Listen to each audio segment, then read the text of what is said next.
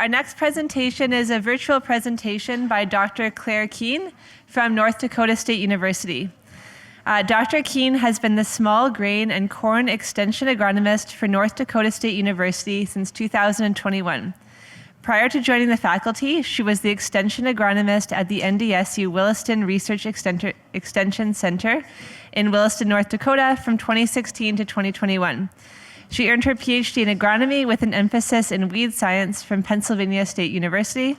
Her research and extension program focuses on small grain variety evaluation, management of FHB in spring wheat and durum, and improving corn agronomy. Okay. Well, hello, everyone. Thank you very much for being here today, and I'm sorry that I couldn't join you in person. My name is Clair Keene, and I am the small grain and corn agronomist for North Dakota State University. And I was asked to speak about early season corn issues that we saw in North Dakota in 2025, and then think about some tips for moving forward. So I thought I'd start with just a little bit of context of corn production in North Dakota. We've seen a dramatic expansion of corn grain acres over the past 20 years. The map you see here is from 2004, the earliest map I could find. And prior to the year 2000, the state of North Dakota had never had more than 1 million acres of corn grain. It was typically in the 700 to 800,000 acre range. But then in the past 25 years, that's really marched upwards, and we had a record high of 4.7 million acres reported being planted in 2025, or the equivalent of 1.9 million hectares. And as you can see from the map, the core corn growing area was and still is far southeast North Dakota. But over the past 20 years, corn acres have really spread west and north. And so here's a map of corn acreage planted in 2023. And again, you can see there's still a very high concentration of corn grain being grown in southeast North Dakota, but it's really expanded north and west, and really west, even into our more semi-arid, drier environments. And one of the major reasons for this has been changes in fuel production standards in the United States. We passed the Renewable Fuels Act in 2006, and it took a few years for ethanol facilities to be built and to come online. And in the past 15 years, we've had 5 different corn ethanol refineries open in North Dakota, and they're located where you see the yellow stars. So that's really supported local demand for a corn grain crop. And most of those refineries do source the vast majority of their corn from within the state's borders. Some of the facilities are so large that they do bring in corn from other states via rail. But overall, that has created a very large market and a large demand for corn grain within the state. For some perspective on how acreage has increased along with yield trends, this graph shows us corn acreage, the green line, between 2001 and 2025. So you can see it starting down below that million mark, and then really just creeping upward pretty steadily. You might wonder what were some of the drops. So in 2020, fertilizer was very expensive and corn prices were very low, so that drove a drop there. We also had very high soybean prices at the time. And so an interesting thing about North Dakota, I just think being an agronomist here is really interesting because farmers have so many crops that they choose between. Unlike a state, say Iowa, where it's very locked into the corn soybean rotation, growers here are typically making a decision between 2, 3, 4, maybe even 5 or 6 crops, perhaps like some of the Canadian prairie provinces, where farmers could also be choosing to grow spring wheat or durum or peas. And so they do have a lot of options. Our yields have not increased quite as dramatically as the rest of the country. Our average yield in 2001 was 115 bushels per acre, or roughly 7,200 kilograms per hectare. This year, 2025, was 146 bushels per acre, or a little over 9,000 kilograms per hectare. So we have seen a steady increase in corn yields, but just not quite at the same rate as the rest of the country. And I will point out, just to go back to our map of North Dakota counties, in our far southeastern counties, so Richland County, Cass County, where Fargo is located, and some of our other southeastern counties, 200 bushels per acre is pretty typical. And we do have growers that regularly get 220, 230 bushels per acre. So those yields are comparable to a state like Iowa, which is typically the number one corn state in the US. But once you get out into the farther northern tier, and especially into the far southwest, where it is a lot drier and hotter typically, yields there at the county level may be about 80 to 100 bushels per acre. So we have a lot of corn acres in North Dakota, but the yield potential of those acres varies pretty dramatically based on where you are. So in the 2025 growing season, we definitely had some issues. I'd say we got off to a very good start. Seeding started quite early relative to the last 3 to 5 years. This was very true for our southern tier and western third of the state. So we did have folks planting spring wheat the last week of March, first week of April, in far southern and western North Dakota. Um, the first week of May was favorable for planting corn in southeast North Dakota, so our core area as well as places in the west. And we'll just contrast that. We'll look at a graph in a minute, that we've just had some very wet springs, particularly 2022, 2024, 2023. So most of the last 5 years, we just haven't been able to get into the field as early as we did this year. And then something that really put the brakes on that planting progress was we had a period of very heavy rain in west and central North Dakota for about 2 weeks. So in mid-May, May 13 or 14, depending on where you were, and then wrapping up the 20th, 21st, there were some very high rainfall totals in, say, the Bismarck, North Dakota area, which is pretty much in the central part of the state. Some areas received about 5 inches or 13 centimeters of rain over about 2 to 3 days. One county to the west of Bismarck received 7 inches of rain, most of it falling in that 2 week period, so 18 centimeters. That's almost their entire growing season total that far west. So typically they might get 18 centimeters of rain in April, May, June, and July combined, and that came in a 2 week period. And so, as you can imagine, that did cause some issues. For folks that had some crop planted before it started raining and then after, depending on how much rain fell and then how quickly it either did or did not warm up afterwards, there was quite a delay in getting back into the field. So you might have had corn planted on May 10th, and then you weren't able to get back in until, say, June 5th or 10th. So we did have a tale of two crops, again, especially in the center and western part of the states, where things that were planted prior to the rain got up generally pretty good, and matured quickly and early, but things that were planted later, that drag in maturity really persisted throughout the season. So to put a graphic to that, this is also data from the USDA National Ag Statistics Service, or NASS. Uh, in the United States, there's typically planting and acreage reports that come out on a weekly basis during the growing season. And so 2025 corn planting progress is the solid brownish red line that you see here. To compare it to 2024, that's the large dashes in the middle, and then the 5 year average of 2020 to 24 is the small dashes. And so, as I mentioned, planting corn last week of April, first week of May was possible and did happen in 2025. Whereas, because of some late April snowstorms and then rain, people were really kept out of the field until mid-May, late May in 2024. And then, especially some years like 2022, we had some very big snowstorms in March and April that just really made fields unworkable until later in the season.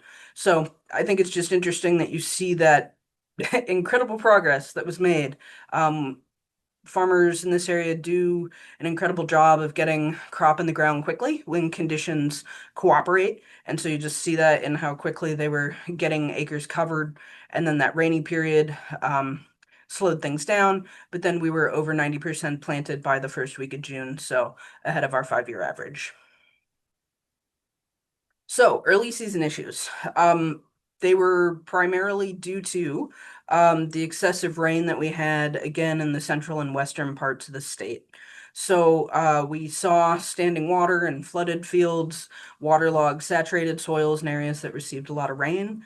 And again, central and western North Dakota, these are not places where people experience that on a regular basis. I'd say here in the Red River Valley, in Fargo, in western Minnesota, saturated soils, poorly drained soils are are the usual. And really, unless people have tile drainage, poorly drained high clay soils are the norm. And so I was getting a lot of calls from Western North Dakota producers with the questions like, how long can corn that's gone in the ground sit before dying in a flooded or saturated soil condition? The answer to that is it depends a little bit, but it's not very long. So seed that goes in the ground and has imbibed water, um, or if it imbibed water and had not yet emerged, 2 to 4 days is really about the maximum that those seedling plants can survive before they die of oxygen deprivation if you're in a flooded or saturated condition. If the corn's already up, um, then it might be able to survive a little longer. It also depends on whether it's warm or whether it's cool, because you don't have as much enzyme activity and photosynthesis going on in cooler conditions.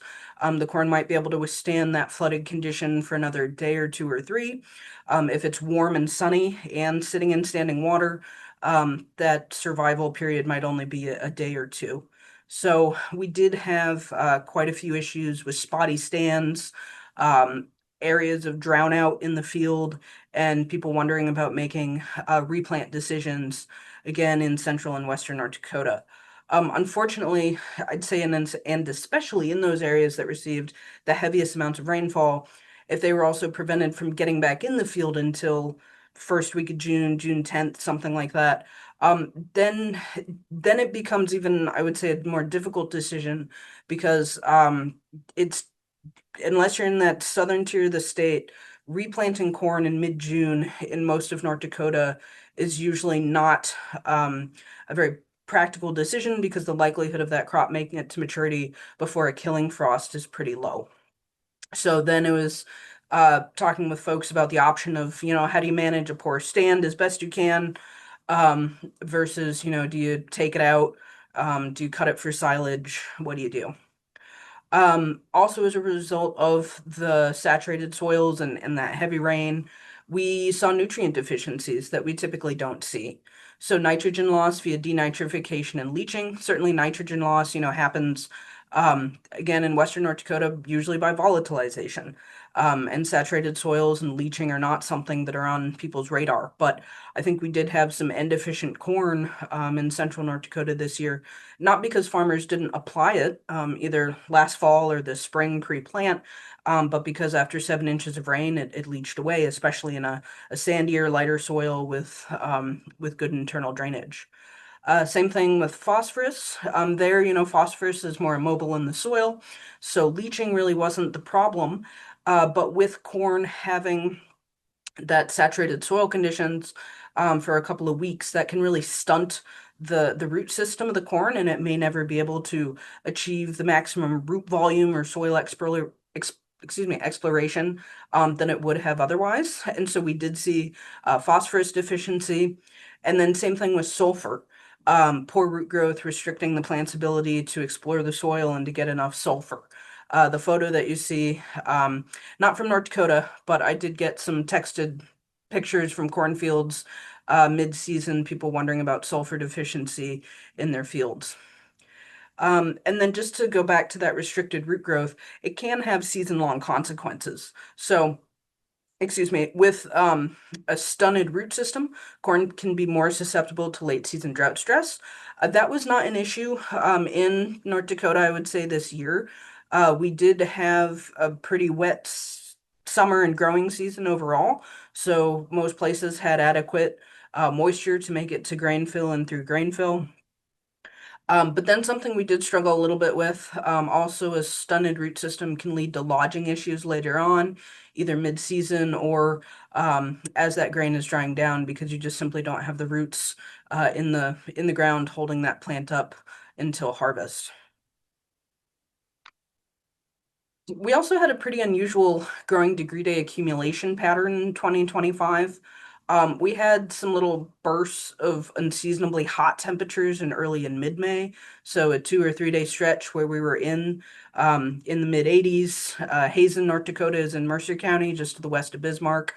And then a stretch that was above 90 and got even to 97, 30 to 36 degrees Celsius in mid-May, so the 10th to the 13th, right?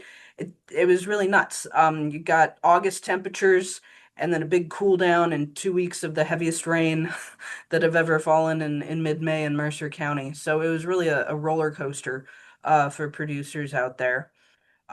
We typically don't get 30, 35 degrees Celsius temperatures in North Dakota until August. Those are pretty common in Western North Dakota in August, but not in May. And then, so even though we had these little bursts of hot temperatures in May, we had generally cooler than average July and August through most of the state. So even though we started off with like a lot of growing degree day accumulation, as the season went on, I was actually starting to get pretty nervous if a lot of the corn crop in the state was going to make it to maturity before killing frost, just because our July and August GDD accumulation was so far behind what's typical for those months. We did get lucky, I'll say. We had warm temperatures for most of September and October, and I think that was critical for getting the vast majority of the state's corn to maturity. Unfortunately, there was one early frost. The overnight temperatures on September 5th and 6th, especially in far western North Dakota, did dip below freezing. It ranged quite a bit from like a hard frost of 27, 28 degrees to just a light frost, 31, 32. But that was especially detrimental to that late planted corn. So if someone was in that position of, well, I got in half of my corn before May 10th, and then I, got back in the field June 1st after it dried out enough, that later crop was very susceptible to that early frost. So we definitely had folks affected by that. Just to put a visual to that, this map is showing the corn accumulated growing degree days from May 2nd to October 1st for the state. And I'd say it looks pretty normal. Again, our key corn growing area traditionally is southeast North Dakota, but there's ever more corn acres to the farther west and to the north. And definitely the northern tier of North Dakota is cooler than the south. So overall, the map looked pretty normal at the end of the season. It's just again that pattern throughout the season of how we got there was pretty weird. And then a departure from normal. So this is that same growing degree day map, May 2nd through October 1st, but compared to the 30-year average. And we really weren't that far off the mark. So if it was right at the 30-year average, it'd be sort of this medium green color. And you can see that. Um, there was a cool spot right smack in the center of the state, but right next to kind of a hot spot. And then, uncharacteristically, our very northeast corner of the state, especially in the Langdon, Rolette areas, they were quite warm and dry. The only part of the state that was really struggling for moisture, especially early season, was really up in the northeast, kind of northeast central pocket. And the growing degree days there showed it. And so it's very unusual to have corn tasseling in Langdon, North Dakota before it's tasseling in, say, Bismarck. But we did see a bit of that this year. For corn crop progress, these are also data from USDA NASS and based on weekly reports throughout the growing season, keeping track of crop maturity. So if you'll focus on the brown lines, again, the solid is 2025 crop progress, 24 is the big dash, and the 5-year average, 2020 to 2024, the small dashes. And so you can really see how those growing degree days just were not accumulating in August and September the way they typically do with how flat that line is here. And it was having warm temperatures September and October that let most of the crop get to black layer, get to maturity. And then I'll note I did have to add in my own line. So this is Claire's best guess here in the orange. Unfortunately, with the US federal government shutdown that happened, the last few weeks of crop hog of crop progress reports were not published. So that was me filling that in. But again, I think that we had with those cooler August temperatures, we just weren't getting the growing degree days, and a lot of our corn wasn't hitting black layer until late September, mid-October. But then we generally had pretty favorable harvest conditions, and most of the crop was out of the field by early mid-November. So, tips for moving forward. I think this year has kind of reinforced to me not only the importance of relative maturity hybrid selection in general, but also I think in northern locations like North Dakota, and I would also feel pretty confident saying for a place like Manitoba, being conservative with your relative maturity, and sticking more towards the lower end of that range for your region. Something I've started to talk with growers more about is sort of what mix of hybrids do they plant. There's different theories out there about what's the right mix. Certainly, I am a proponent of spreading your risk over multiple hybrids, and I also like to see growers pick. Um, Certainly a range within reason, of course, for your area, but a range of maturities as that hedge against we never know what the weather's going to do and when that first frost is going to come.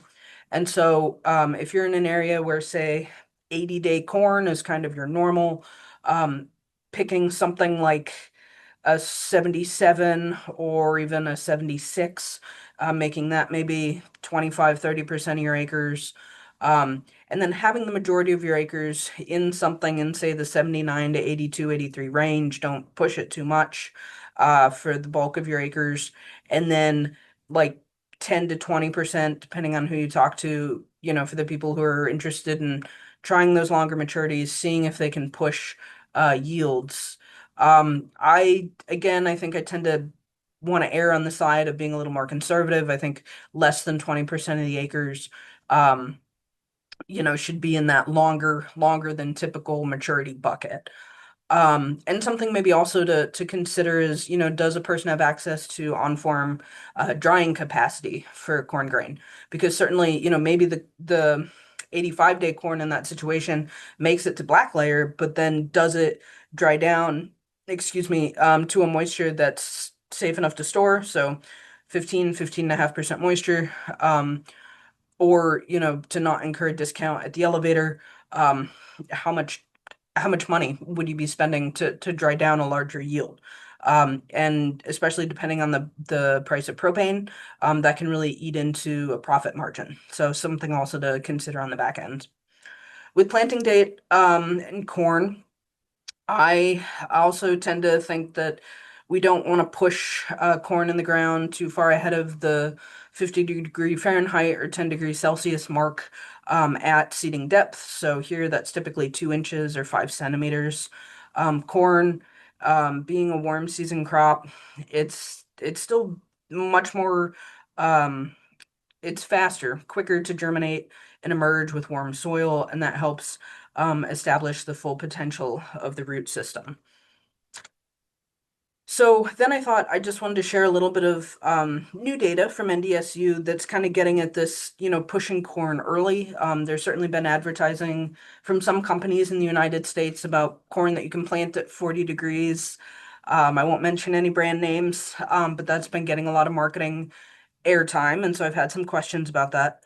But I'll just say, to my knowledge, I am not aware of commercial breeding programs doing a lot of really rigorous testing for early season germination at cold temperatures. Is there a range out there in corn germplasm? Sure. I mean, that seems quite plausible, but I've not seen that data. And so then another route is, well, what about a seed treatment or the idea of seed priming? Are there things that we can do to our corn seeds that would enhance their ability to survive and to grow in colder temperatures? So this work was conducted in collaboration with Dr. Chi Zhang. She's a plant physiologist here in the NDSU Plant Science Department. And so her project was comparing the ability of different seed priming agents to increase percent germination and early growth of corn seedlings at a low temperature in the lab. So the data that you'll be seeing on the next couple of slides was in a growth chamber environment, not out in the field. So priming agents, we had our non-prime control, so just seed, then water, hydrogen peroxide, the H2O2, calcium chloride, melatonin, polyethylene glycol, salicylic acid, and then ethaphon, which is a plant growth regulator that releases ethylene. And then Dr. Key did do 3 different concentrations of each of the products tested. But just for the sake of time and clarity, I'll only be showing the lowest concentration tested. So preliminary results of her priming study. So first of all, the for methods, corn seeds were surface sterilized and primed with the different agents for 24 hours. So they were soaked in those different materials at the different concentrations and then rinsed and air dried.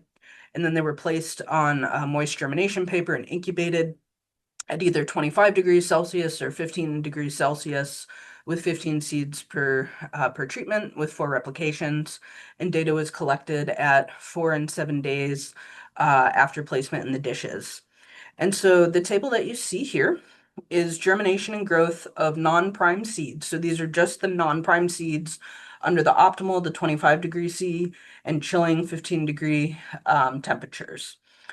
And so you can see that with, that optimal temperature, we had 100% germination at day 4 and day 7 with the optimal temperature, bringing the temperature down to 15 degrees C. There was only 45% germination on day 4, but it did catch up, and we had 100% germination on day 7.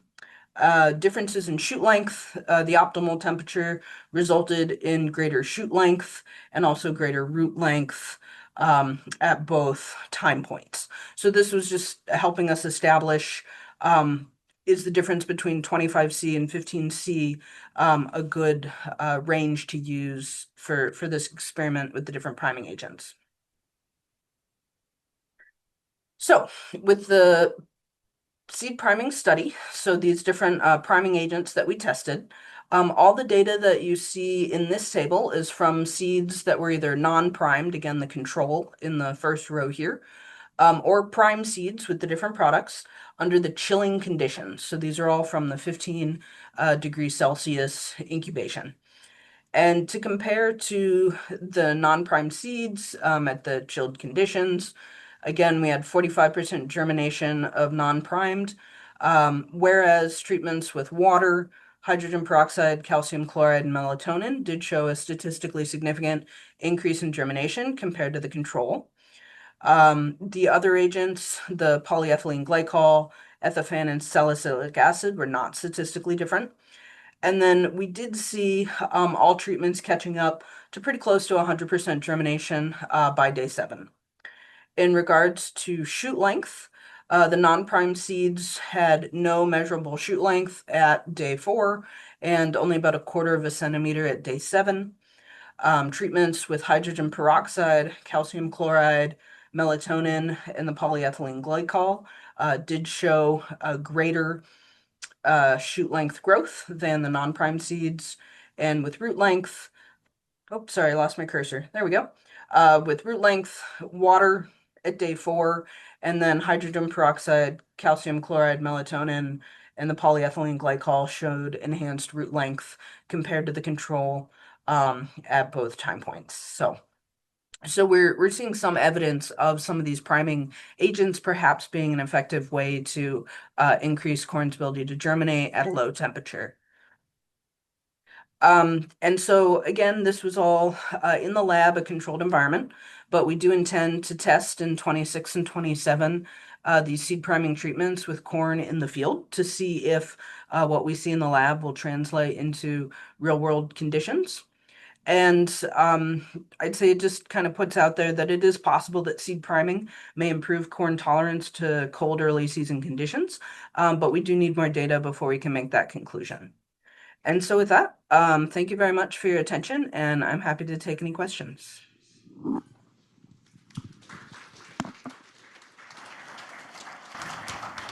Okay, thank you for the presentation. We don't actually have time for questions for this presentation, but if people online want to ask questions, then perhaps they can be answered online as well.